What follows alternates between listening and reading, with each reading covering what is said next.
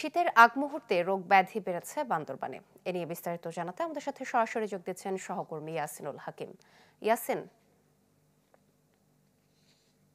সোহেলি, গত কয়েকদিন ধরে অতিরিক্ত গরম, আবার রাতের বেলায় শীতের তীব্রতা, হঠাৎ করে কুয়াশাচ্ছন্ন, এটির কারণে কিন্তু বান্দরবান সদর হসপিটাল সহ বান্দরবানের ৭ উপজেলা বিভিন্ন স্বাস্থ্য কমপ্লেক্সগুলোতে রোগীর ভিড় বেড়েছে বলে আমাদেরকে স্বাস্থ্য বিভাগ জানিয়েছে। বিশেষ করে এই সময়টাতে শিশুদের নিউমোনিয়া, সর্দি, জ্বর, কাশি, পাশাপাশি বয়স্কদের স্কিন ডিজিজ গুলো নিয়ে বিভিন্ন রোগ ব্যাধি নিয়ে আসলে ভর্তি হচ্ছে বলে জানিয়েছে। পাশাপাশি চিকুনগুনিয়ার একটা আসলে প্রাদুর্ভাব ইতিমধ্যে বিভিন্ন শহরের বিভিন্ন পাড়াগুলো, যেমন উপজেলা ইউনিয়নগুলোতে আসলে ছড়িয়ে পড়েছে বলে স্বাস্থ্য বিভাগ জানিয়েছে। মানুষের শরীরে বিভিন্ন ব্যথা বেদনা নিয়ে এবং জ্বর, সর্দি, কাশি সহ ডেঙ্গু, ম্যালেরিয়া নিয়েও কিন্তু আসলে রোগীর ভিড় বাড়ছে বলে জানিয়েছে। সব মিলিয়ে কিন্তু এই সময়টাতে অতিরিক্ত গরমের তাপদাহ, পাশাপাশি রাতের বেলায় ঘন কুয়াশা এবং পাহাড়ের বিভিন্ন জায়গাগুলোতে বিভিন্ন রকমের পরিবেশ এবং সিজনাল ওয়েদার বিরাজ করার কারণে কিন্তু এখানকার মানুষের মধ্যে জ্বর, সর্দি সহ বিভিন্ন রোগ নিয়ে ভর্তি হচ্ছে বলে স্বাস্থ্য বিভাগ জানিয়েছে। তবে স্বাস্থ্য বিভাগের পরামর্শ হচ্ছে এই সময়টাতে শিশুদেরকে ঘেমে গেলে তাদেরকে বিভিন্ন কাপড় চোপড় দিয়ে মুছে দেওয়া, বা অতিরিক্ত গরমে বের না করা, ঠান্ডা পানি পরিহার করে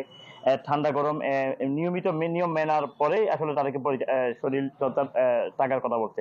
এবং অতিরিক্ত এসি বা ফ্যান ইউজ না করার কথাও কিন্তু আসলে স্বাস্থ্য বিভাগ বলছে, সচেতন থাকার পাশাপাশি এই রোগগুলো মোকাবেলা করা যায়। তবে ডক্টর সংকটের কারণে কিন্তু, চিকিৎসক সংকটের কারণে বান্দরবান সদর হসপিটাল সহ ৭ উপজেলা ৩৪ ইউনিয়নে চিকিৎসা সেবা দিতে কিন্তু আসলে অনেকটা বিঘ্নিত করতে বলে আমাকে স্বাস্থ্য বিভাগ জানিয়েছে। সোহেলি। ইয়াসিন, ধন্যবাদ আপনাকে। দর্শক, আবহাওয়া পরিবর্তনজনিত রোগ ব্যাধি বেড়েছে বান্দরবানে, সেই বিষয়টি নিয়ে বিস্তারিত জানাচ্ছিলেন সহকর্মী ইয়াসিনুল হাকিম।